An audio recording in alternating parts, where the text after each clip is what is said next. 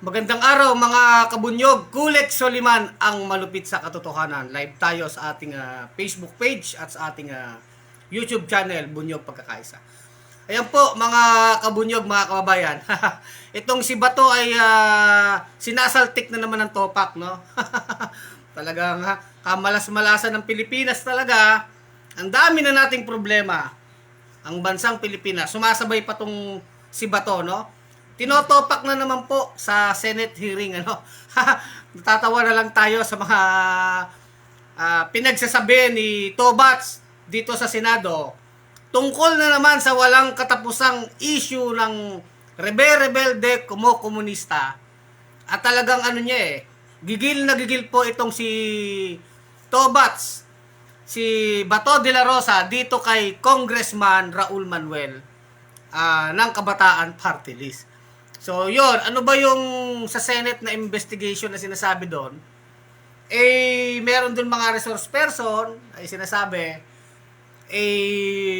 recruiter daw si Raul Manuel ng NPA. Mga tatagal ng issue yan, ano? No? Ngayon, NPA daw, nagre-recruit daw, leader daw si Raul Manuel, di ba? Sabi nung mga, nandun sa Senado. Kaya nga sabi ni Bato, manda ka sa akin. Iimbestigahan talaga kita. May topak talaga mga kabunyog O sige, pag-usapan nga natin yung iniiyak ni Bato dyan. Alam nyo, matagal na natin binablog itong tungkol sa rebelde na ito. No? Unang-una, mga kabunyog, sa totoo lang. Sa totoo lang, mga kabunyog, problema ba ang rebellion sa isang bansa o sa Pilipinas? Oo, inaamin natin yan. No, ang mga rebelde, ang mga naghihimagsik, talagang iyan ay problema ng bansa. Hindi natin dinedena yan. Na may mga kababayan tayo na talagang sa tingin nila yung paghawak ng armas, yung pagre-rebelde sa gobyerno, paghawak ng armas, ang solusyon sa kanilang mga nakikita nilang hinaing nila, mga nakikita nilang nangyayari na gusto nila ng pagbabago. Kaya nga nagre-rebelde, galit na doon sa sistema, di ba?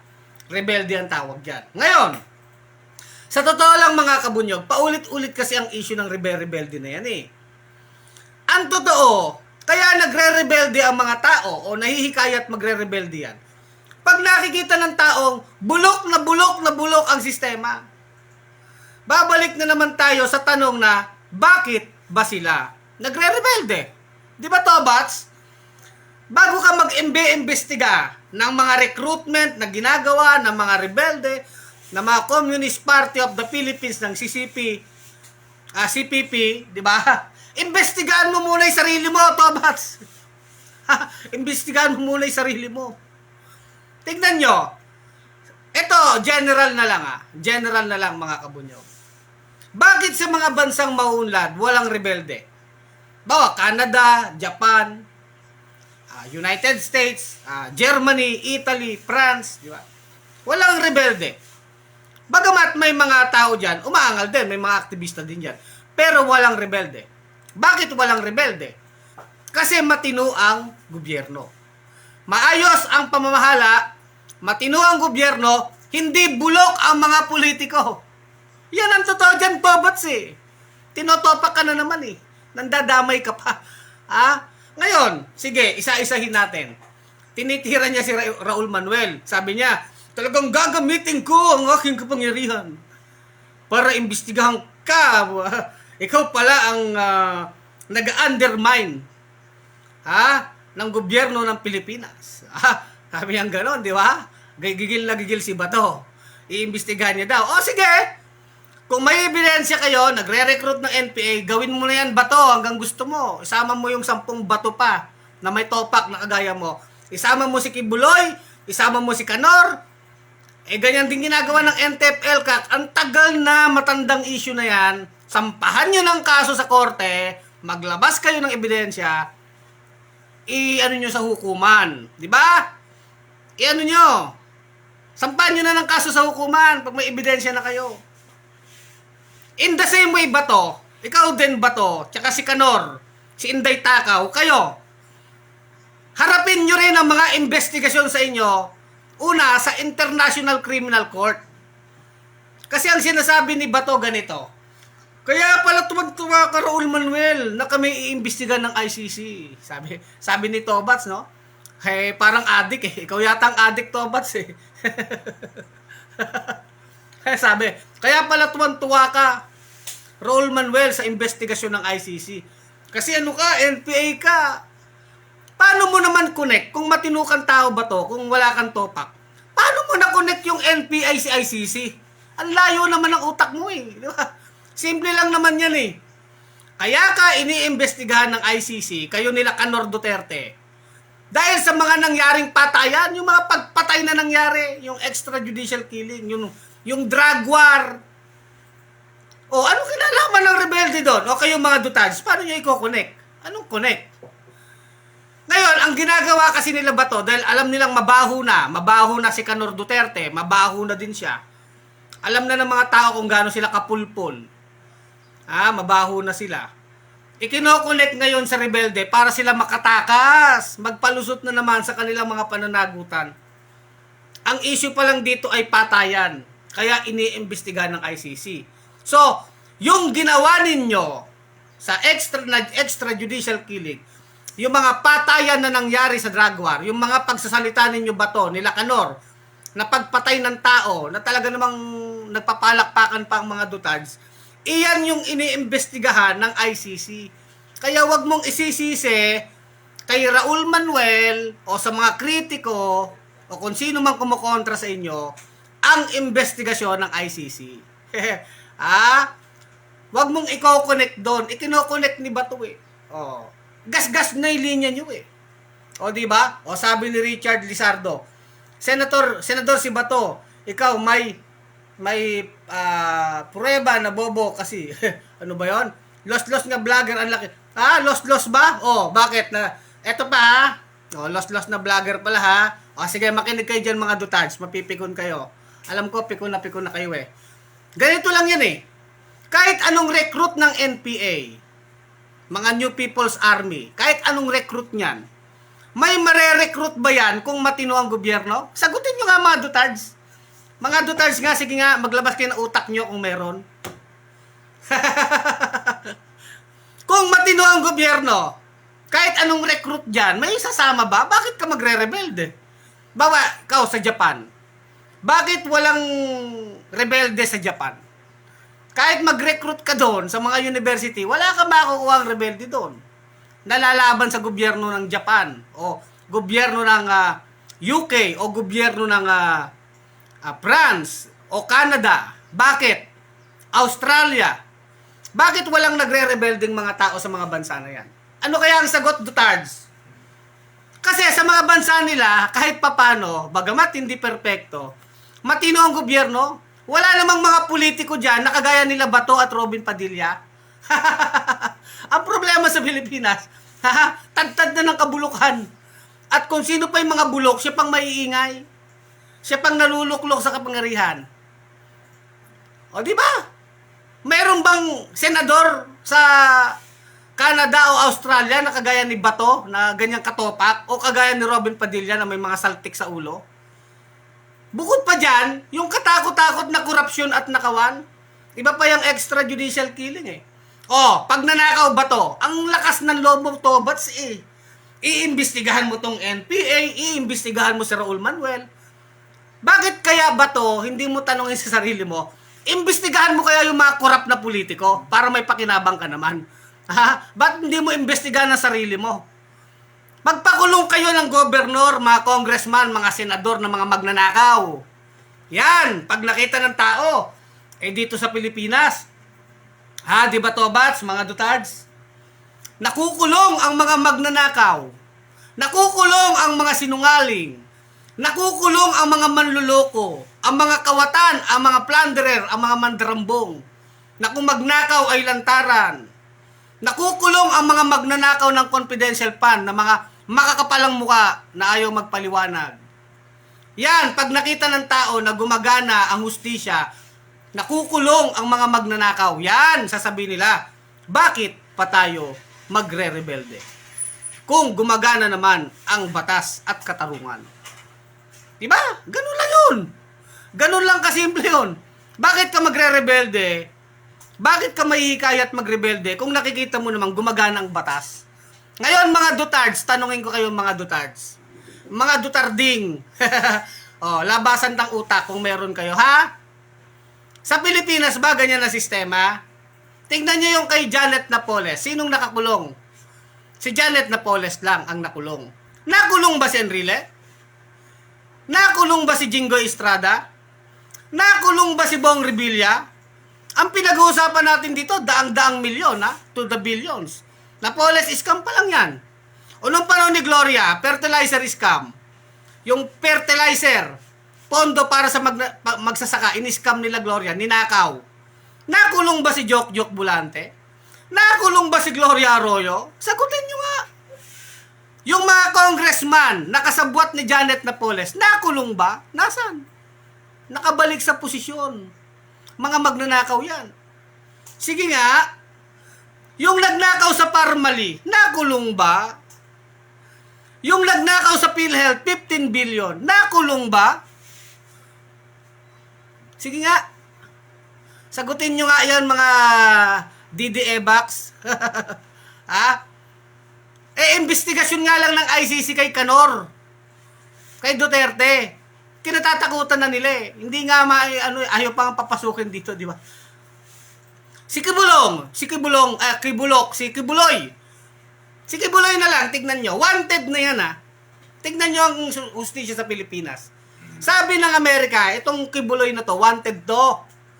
Ano mga kaso? Human trafficking, ng rape ng bata. Ang daming mga kaso eh. Money laundering. Wanted. Meron bang nagre-reklamo kay Kibuloy? Meron. Yung mga sinabing nire-rape niya. Yung mga night service. At lantaran si Kibuloy, nagsasabi siya ang Diyos, anak siya ng Diyos. Pero nakita nyo, wanted, pero nagla-live sa SMNI, kasama si Canor Duterte. Saan ka nakakita ng ganyan? Kayo, ano sa tingin nyo? Yan ba'y normal pa sa isang lipunan? Siguro may mga kababayan tayo talaga. Hindi na natin masisi eh. Kung bakit nagagawa na nila mag-isip na magre-rebelde, hahawak ng armas. Dahil nakikita ang kabulukan. Sige nga. Tanungin nyo mga Dutards, mga sarili nyo. Kayo, naniniwala kayo kay Kibuloy? Wanted yan. Kung wanted na yan, may ginagawang kaso yan, matitinding mga kasong ginawa niyan. Human trafficking, rape, sipin nyo. And yet, live na live. At nung nag-birthday si Kibuloy, Bato, makinig ka Bato, kasi galit na galit ka kay Raul Manuel eh. Para makita mo ang kabulukan, Bato. Di ba? Nung nag-birthday si Kibuloy, na wanted sa rape, sa human trafficking, sino mga bisita ni Kibuloy? Gloria Arroyo, si Canor Duterte, nandun pa si Robin Padilla, nandun si Budots Revilla. Ha? Nakita nyo? Ang dami ng mga nandun. Si Gibo Chodoro, nandun din. Birthday yan ni Kibuloy. Ano pinamumuka sa atin? Ito, may mga kaso ng plunder, pagnanakaw, yung isa wanted sa FBI, si Duterte iniimbestiga ng extrajudicial killing, libo-libo ang pinatay, magkakasama sa isang birthday party. Sino ngayon ang hari-harian sa Pilipinas? May batas pa ba? Ngayon, mga Dutards na mga DDE-backs, ito katotohanan to sinasabi ko. Sa tingin ninyo, sa ganyang sitwasyon, sino ang hindi magre-rebelde? Masisisi mo ba kung may mga kabataan, granting, at totoo may mga recruitment ng magpa-NPA na sila? Masisisi ba natin kung ba't naiisip ng mga Pilipino, ng ibang kababayan nating Pilipinong humawak na ng armas? Bagamat tayo, hindi natin sinasabing tama yan o ano yan, sa Bunyog naman, wala naman tayong mga armadong pakikibaka. In fact, tayo sa Bunyog, sinasabi natin, talagang dapat maging ang gobyerno, pasukin natin, maging makabayan. Hindi naman paghawak ng armas. Pero, sa mga Pilipinong nagre-rebelde, na sinasabi ni Tobats, gigil na gigil siya sa mga rebelde. Masisisi mo ba ang mga nagre-rebelde? Di ba ba to? Kung matino kang tao, kesa questionin mo yung nagre-rebelde, ang una mong itanong, Tobats na may topak. Pati mga follower mo may topak na din eh. Bakit nagre-rebelde ang tao? Dahil ba may nagre-recruit? Hindi eh. In fact, kahit walang mag-recruit, mag-rebelde, pagka bulok na bulok ang sistema, may magre-rebelde. Kaya nga yung peace talks, di ba? Pakinggan nyo si Galvez. Binuksan ng administrasyon ni Marcos ang peace talks sa pagitan ng National Democratic Front at ng gobyerno. Ito lang pong nakaraang balita eh. 2 araw pa lang yata nakalilipas. Ano sinasabi dun sa dokumento na binabasa ni Galvez? Na talagang dapat nating i-recognize, dapat natin kilalanin, sabi dun sa dokumento, na ang ugat ng paghimagsik, ang ugat ng rebellion, ang dahilan ay yung ating problema socio-economic at political problem. Yung problema sa ekonomiya, yung kabulukan ng lipunan, yung problema sa politika. Di ba, Tobats?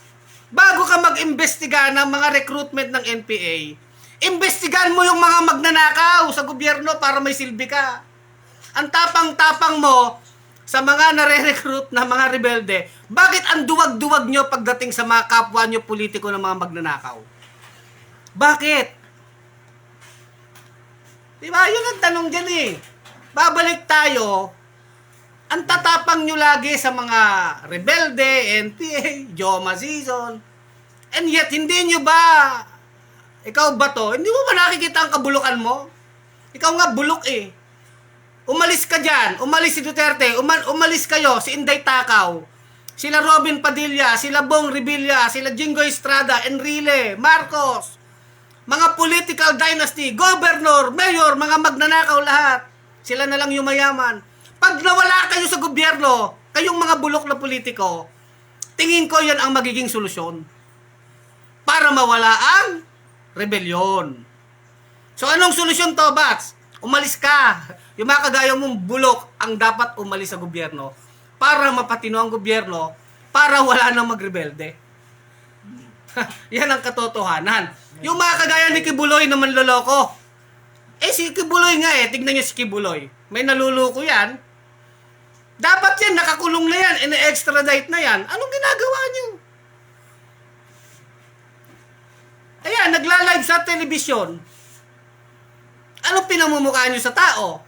Na ang batas ay ia-apply mo lang sa mga dukha? Di ba ikaw, vendor ka, nagtitinda ka dyan sa kalsada, sa bangketa. Itatapon ng paninda mo kasi sabi, bawal daw magtinda sa bangketa. Nagtitinda lang yung tao. Sabihin nyo ng bawal. Ikaw, isa kang maliit na restaurant o karinderya. Hindi ka magbayad ng tax sa buwis. Sarado ang karinderya mo. Ikaw, magnakaw ka ng lata ng sardinas sa grocery. Lata ng sardinas o gatas ng bata. Sinasabi natin, masama ang pagnanakaw. Hindi natin tinotolerate yan. Pero sigurado ako, kulong ka. Pag vendor ka, pag fishball vendor ka, kapag nagtitinda ka lang ng gulay, pag mahirap ka, kapag dukha ka, kulong ka. Malupit ang batas sa mga dukha at maliliit. Yan ang katotohanan. Pero pag senador ka, pag congressman ka, pag mayor ka, kapag general ka, kahit magnakaw ka ng bilyon-bilyon, magnakaw ka ng daang-daang milyon, magpaparty ka pa, mae-elect ka pa sa posisyon, magsasayaw ka lang ng budots-budots, senador ka na, manluluko ka lang, mambobola ka lang, mayor ka uli. At yung anak mo, magiging gobernador, congressman yung asawa mo, mga makakapal na mga mukha ng mga politiko, ginagawa ng kaharian ng bawat bayan. Yan, ano sa tingin nyo mangyayari? Di may magre-rebelde talaga, nakakasuka na. Nakakasuka na ang gobyerno sa totoo lang. Ngayon, Toba, sinong dapat mong imbestigahan? Sa totoo tayo, Sa totoo tayo. Hindi tayo sang-ayon dyan sa mga arma-armado. Ayaw nga natin tayo sa bunyog. Ayaw natin na ang Pilipino sa kapwa Pilipino ay nagpapatayan. Pero bakit nangyayari yan? Bakit may nare-recruit ang mga New People's Army? Dahil frustrated na eh. Sa mga kagaya ni Bato na topakin. Sa mga kagaya ni Robin Padilla na may topak. Mga senador yan. Sa kagaya nila Jinggoy Estrada, nila Bong Revilla. At tignan nyo sa mga probinsya. Governor, yung tatay, yung asawa, vice governor, yung mga anak, congressman, yung pamangkin, mayor. Tapos tignan nyo yung mga negosyo sa bawat probinsya. Ang may-ari ng franchise ng Jollibee, si Mayora. Ang may-ari ng franchise ng McDo, si Congressman. Petron. Sila din negosyante, sila na rin politiko, sila na rin magnanakaw, sila na rin nasiga. Diba? Tignan nyo. Drugs. Oh. Sino hindi magagalit? Magre-rebelde. Yung Viagit na may marijuana, pinatay. Tokhang ang tawag doon. Libo-libo tinokhang. Eh, mahirap ka eh. Tignan nyo yung anak ng DOJ Secretary. Si Secretary Boying Rimulya. Yung anak niya, nahulihan ng 1 kilong high-grade marijuana. In possession. Nasa kamay niya yung marijuana. Nahulihan. May ebidensya. Nakulong ba? After 2 months na pawalang sala. Yung anak ni Boying Rimulya. Tignan nyo yung apo ni Gloria Macapagal Arroyo. Yung apo niya, nasangkot din sa drugs eh. Nakulong ba yung apo ni Gloria Arroyo? Sige nga. Sige nga. Drugs, korupsyon. Ang tawag dyan, kawalang katarungan. Kaya nga di ba yung kanta ni Bamboo? Habang may tatsulok at sila ang nasa tuktok, hindi matatapos itong gulo. At hindi lang yung mga, sila na nga nasa tuktok, mga may sira pa sa tuktok. Yung matindi doon. Sila na nasa tuktok, abusado na, may sira pa sa tuktok. Kagaya ni Bato, nila Robin, may mga sira sa tuktok.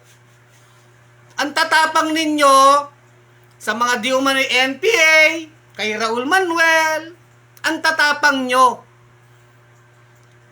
sa mga nagre-rebelde. Pero, sa kapwa ninyo mga magnanakaw na mga politiko, kampi-kampihan, sabwa-sabwatan kayo. Di ba? Bato? Ang tapang-tapang magsalita. Hindi niya makita na ang problema siya mismo. In fact, Bato, kung mawawala ang bulok na politiko na kagaya mo, sigurado ako, 100%, wala nang magre-rebelde. Ha? Pag naupo sa gobyerno ay mga matitino, bakit pa sila magre-rebelde? Point by point. Kaya nga ako, tinanong ako, ikaw ba, Kulex? NPA ka ba? Rebelde ka ba? Hindi. Hindi ako NPA. Hindi naman ako umawak ng armas. Hindi rin ako komunista. Hindi rin naman ako naniwala sa komunismo eh. Pero progresibo ako, makabayan ako. Gusto ko ng maayos na pamamahala. Gusto ko ng makabayang gobyerno. Gusto ko ang mga kabataan nag-aaral lahat. Gusto ko ang manggagawa, maayos ang pamumuhay, may maayos na sahod. Di ba? Yun yung gusto ko. Hindi ako rebelde. O, di ba? Pero, kahit gusto natin yan, ano ba yung nangyayari? Kaya nga, di ba, tinatanong tayo, si Joe Masison, sige, si Joe Masison, patay na, nagtatag ng NPA, ng komunista sa Pilipinas, galit na galit itong mga Duterte, sige, granting, di naman niya dinedena yan eh. Between Joe Masison, na nagtatag ng komunista, versus kay Kibuloy, na nanluloko na anak ng Diyos na sinasabi rapist, kanino kayo maniniwala? Sige nga, pili na lang kayo. Di ba, Bato, ikaw? Total best friend nyo si Kibuloy. Ha? Kung si Kibuloy nga, napapaniwalaan nyo, parang ano na lang eh. At least itong mga nagre-rebelde, kaya nagrebelde, ha? Bagamat di tayo sang-ayon dyan sa pamumundok nila, paghahawak-hawak ng armas nila, meron silang mabuting pinaglalaban sa gobyerno, kaya sila nagrebelde eh. Parang gusto ko na lang mas unawain itong nagre-rebelde. Yung root cause ng rebellion nila. Mauunawaan ko pa eh, kung ba't nagre-rebelde ang tao. Ang hindi ko maintindihan, kung bakit yung mga tao naniniwala sa mga kagaya ni nila Kibuloy at nila Duterte. Nakuha niyo yung balanse ng ibig natin sabihin. Manaunawaan mo pa yung rebelde kung ba't nagre-rebelde. Ang hindi ko maunawaan, tong mga politikong bulok, kasama nila Kibuloy na mga manloloko, magnanakaw, paano namin kayo unawain na kayo nagnanakaw, nagsasamantala? Paano mo unawain yun? Ito, maunawaan mo to eh. Itong mga rebelde na ito, na galit si Bato. Ngayon, Bato, ang tanong dyan, sino ngayon ang nag-undermine ng gobyerno? Sino ngayon ang perwisyo? Sino ang totoong perwisyo? Sino ang totoong kalaban ng mamamayan? Ang mga nagre-rebelde na naghahangad ng pagbabago? O ang mga bulok na politiko at mga negosyanteng mga bulok at mga pastor-pastora na kagaya ni Kibuloy na patuloy na nanloloko ng tao? Sino talaga ang totoong perwisyo? Ang mga Pilipinong naiisip na magrebelde o mga politikong bulok? O mamili kayong mga Dutards? Sana gumagana pang utak ninyo. Again, sinasabi ko, hindi ako rebelde, hindi ako komunista, hindi ako NPA. Pero nauunawaan ko kung bakit nagkakaganon sila. Ang hindi ko maunawaan, itong mga buhaya na matatakaw, paano mo pa uunawain? Nakaw ng nakaw, kapangyarihan sa politika, sila, political dynasty, nakaw. Kaya nga kahit ang mga eleksyon, may nabaltaan ako, barangay, 15,000 ang bilya, pag may eleksyon, ang bilya ng boto, patas ng patas. O, di ba? Kanino galing ang mga pagbibili ng boto? Sa mga politikong magnanakaw. Wala na eh, wala nang Sige, sa ganitong kalagayan, magtataka ba tayo kung bakit may rebelde sa Pilipinas? Ako, hindi na ako nagtataka. Kayo, nagtataka kayo? Kaya ba to, bago ka magtutupak-tupak dyan, mag-iiyak-iyak sa Senado, gigil na gigil ka kay Raul Manuel, simple lang naman yan eh. Diba? Alamin mo, bakit may nare-recruit? Yun. Hindi ko pinagtatanggol yung recruitment Ang sinasabi ko lang, bakit ba nga may nare-recruit? Kasi nakikita ang kabulukan. O, sabi ni Belen Iscal, tama ka dyan, ang mga politikong buhaya at kurap, totoo! Sila talaga ang number 1 recruiter ng rebelde. Dahil sa kanila kaya may rebellion. Dahil kung maayos ang gobyerno, walang rebelde. O, tama ka idol, sabi ni Carlos, OP ba yun? O, Nelson, ikaw, kinsaman, teka, ang bilis na salute to you, Sir Kulex, Gilbert Ferrer. O, di ba? Sige nga, may sinabi ba akong hindi totoo? Si Bong Revilla, pinababalik sa kanya yung pera, binalik ba? Ang nakulong doon, yung chief of staff ni Bong Revilla sa Napoles scam. At ang sinasabi ni Bong Revilla, hindi daw niya alam ang ginagawa ng kanyang chief of staff. Yung daw mga milyon-milyon na pinapasok sa bank account niya, galing sa Napoles scam, ay hindi niya daw alam. Kayo mga pulpul na mga Dutards, kayo ba'y naniniwala dyan sa ganyang katwiran? Ganon din ang katwiran ni Enrile. Yung ginagawa daw ng kanyang chief of staff na si JJ Reyes, hindi niya daw yun alam. Ganon din si Jingo Estrada. Yung ginagawa daw ng kanyang chief of staff, ng kanyang mga tao sa Senado, hindi niya daw alam. Kaya itong mga hudas na politiko na to, ng mga magnanakaw na ito, pag nagkakabukingan na, hindi na nila alam. Hindi daw nila alam. Sige nga. Hindi nila alam. Tapos, pag talagang malakas ng ebidensya, marami ng sakit. Kagaya si Enrile. Marami ng sakit, biglang nagkakasakit na. Si Gloria Arroyo, magwi-wheelchair na, neck brace na. Nakakapiyansa. Pero sa isang mahirap na Pilipino, nagnakaw ka ng lata ng sardinas, kulong ka, mapapahiya ka pa. Alam niyo sa mga grocery, ibabandera pa yung mukha mo, wag tularan, magnanakaw. Di ba nakalagay? Shoplifter, wag tularan. Tapos nakalagay doon, sa grocery o supermarket, yung mukha ng tao na nag-shoplifter. Sa harap niya, yung yung mga sinaplip niya ng mga sardinas, kung ano man yung sinaplip niya, gatas. Yun, nakalagay doon. Di ba? Sa mga politiko, pwede kaya natin gawin yon? Huwag tularan. Hindi nagbabayad ng buwis. 200 billion, sila Marcos family, di ba? Huwag tularan. Ha? Napolas scam, 10 billion. Wala naiboboto pa kayo Nakakabalik pa sa pwesto. Tignan nyo yun, Rebilla. Nagdadrama-drama pa yan, na shape kala mo bayaning pulpol.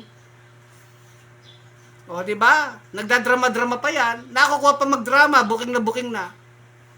Kaya lang, syempre, sa klase ng judicial system sa Pilipinas, talagang lulusot ang mga magnanakaw na politiko. Una, sila ay maraming kwarta. Pangalawa, sila ay malaki ang kapangyarihan. Kwarta, kapangyarihan, impluwensya. Hawak nila ang batas, kaya nilang paikutin ang batas. Yan ang kalagayan natin. Kaya ito, tagal na natin itong binablog Tignan niyo si Kibuloy. Bakit hindi ina-extradite yan? Wanted yan. Wanted! Ang daming kaso sa US. Bakit? Bakit nakaka-live yan? Di ba? Bakit yung anak ni Boying Rimulya absuelto kahit nahuli ng droga? Sige nga, sagutin natin ito. Kahirapan, katarungang panlipunan. Yan ang dahilan kung bakit may nagre-rebelde. Yung bang sinasabi ko hindi totoo? Totoo lahat yan di ba? Next birthday ni Kibuloy. Sino naman bisita niya? Si Gloria, si Canor Duterte, sila Roque, Gibo Teodoro, sila Enriles, sila Estrada, sila Robin Padilla. Nandun sa birthday ni Kibuloy Matindi, no? Matindi, no? Di ba? Matindi. Tapos, pag pinaglalaban ng mga kabayang congressman, huwag nyo naman bawasan yung ospital. Yung budget para sa ospital, sabi nila Raul Manuel, nila Arlene Brosas ng Gabriela, nila Franz Castro. Huwag nyo naman bawasan yung budget para sa paaralan. Sino bang nakikipaglaban sa Kongreso para sabihin, kayo naman mga congressman, puro kayo pork barrel Nakaw-nakaw kayo, SOP. Pwede ba itong budget sa ospital? Itong budget sa eskwelahan? Huwag nyo nang bawasan, huwag nyo nang nakawin. Pati nga yung PCSO, alam nyo ba mga kabunyog? Lapitan na lang ng mahihirap yan yung Philippine Charity Sweepstake Office. May pondo yan, yung kinikita niya ng PAGCOR. Tumutulong yan sa mga mahihirap na mga may cancer na bata, yung mga mahihirap, mga dukha na ooperahan. Diyan lumalapit para makakuha kahit konting tulong mula sa gobyerno sa kanilang mga medical na gastusin. PAGCOR tsaka PCSO. Para yan sa mahihirap. Pero nung ginawa, dinala pa sa Maharlika Pande. Napakabuhayan sobra na. Yung konti para sa mahihirap, nanakawin pa sa Maharlika. Ilang congressman yan na nagboto dyan sa lintik na Maharlika na yan? 300 mahigit. Sige nga.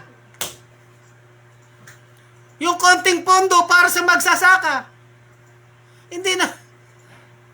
Hindi, at ang matindi, hindi ka na tinutulungan ng gobyerno, piniperwisyon nyo pa.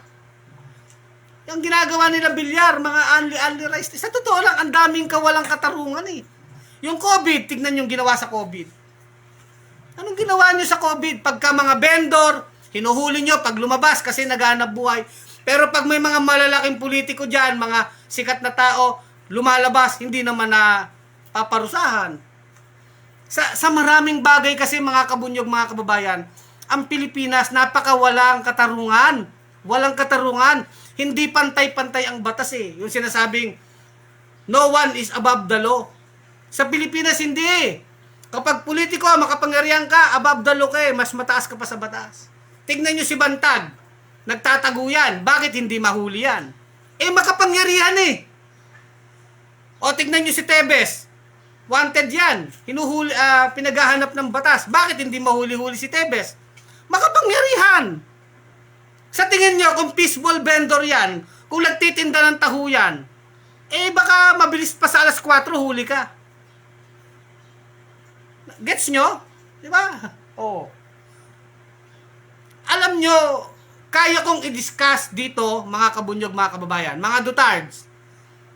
Sa dami ng issue, magsasaka, manggagawa, kabataan, lahat. Makikita nyo kawalang katarungan sa lipunang Pilipino. Kaya magtataka ba tayo kung may mga kababayan tayo nahihikayat na magrebelde? Malungkot eh. Malungkot kasi ayaw natin. Pero, nangyayari. Di ba? O ngayon ba to, yung topak mo, yan ang sagutin mo ba to? Kayo ang dahilan. Ang mga bulok na politiko ang dahilan. Mga gahamang mga negosyante, nagsasabuatan, mga bulok na politiko, nagdudulot ng matinding kahirapan at kawalang katarungan ang ugat ng rebelyon sa bansang Pilipinas. Oh.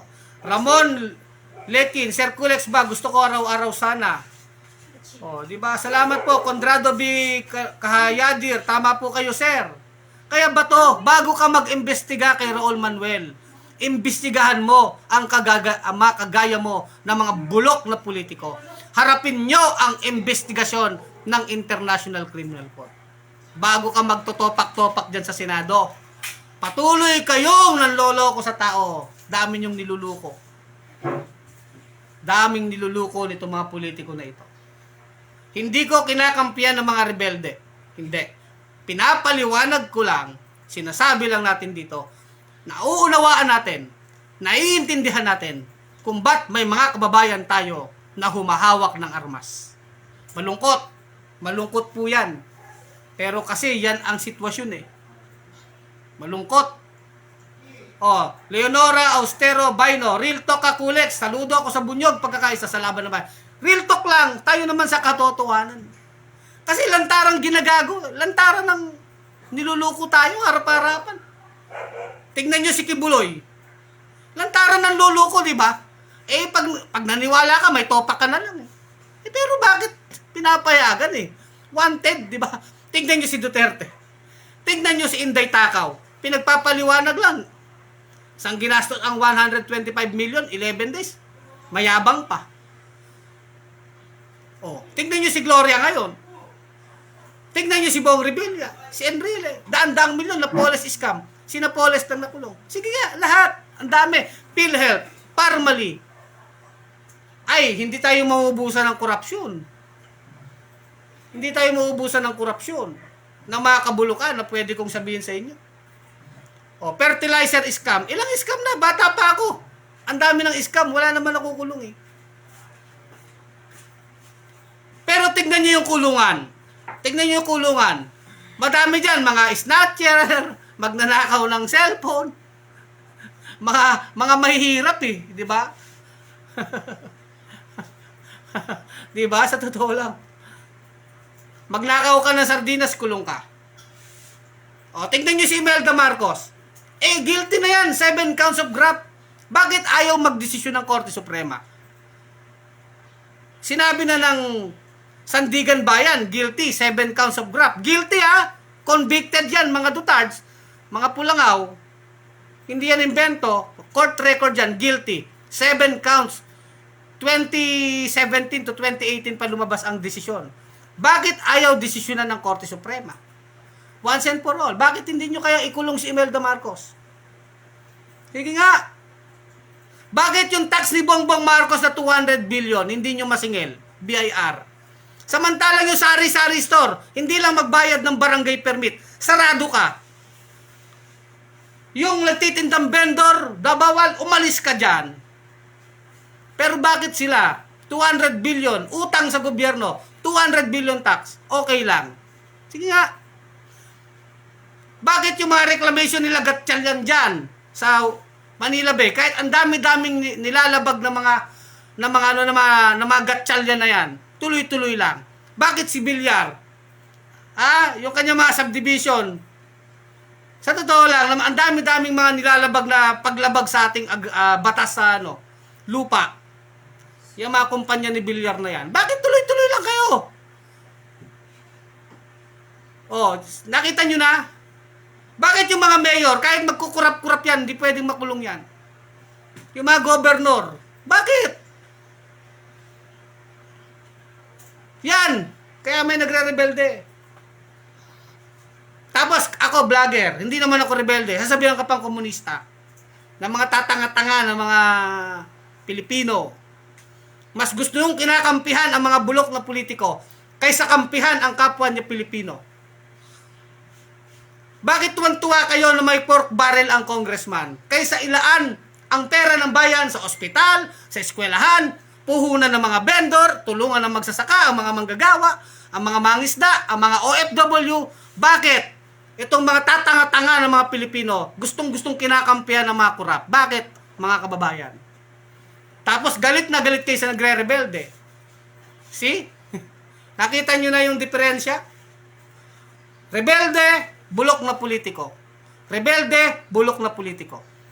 Kaya may rebelde kasi bulok ang politiko. Alisin mo ang bulok na politiko, wala nang magre-rebelde. So ano solusyon? Lumayas na ang mga kagaya nila Bato, nila Marcos, nila Duterte, nila Villar, nila Cayetano, mga buwisit na mga gatsalyan. Lahat na yan halos. Mga political dynasty. Bawat probinsya, bawat bayan, mag-asawa, magkapatid, sila-sila na lang. Dapat yan ang mawala. Yan ang totoo, mga kababayan. Sige nga, meron ba akong sinabing hindi totoo? Tapos kayo, mga DDS kayo, mas gusto nyong iboto yung mga kagaya nila Bato na may mga topak sa ulo. Nila Robin Padilla. Nila Bongo, nila na mga traidor, na mga maka-China, makadayuhan. Sige, dami-dami talagang issue. Mas gusto nyo yung mga ganyan? Tapos pag may mga makabayan tayo, mga mambabatas, tatatlo na nga lang yan. Humihiyaw ng pagtaas ng budget sa edukasyon, budget para sa manggagawa, budget para sa mga ospital. Nagagalit pa kayo. Hindi nyo nakikita yung pagnanakaw ng mga congressman, sinasabi ni Bagalong, 40% ng SOP, 30%. Kung ang kalsada, 100 million, 40 million sa bulsa agad ng congressman at gobernador. Kaya may pambili sila ng boto. Sa Pilipinas, legal na ang pagnanakaw dito eh. Pero pag isang mahirap ang nagnakaw ng lata ng sardinas, kulong! Sa totoo lang, kanino nangungutang ang mga vendor? Sa Bombay. Nakakautang ba yan sa Land Bank, sa DBP? Hindi.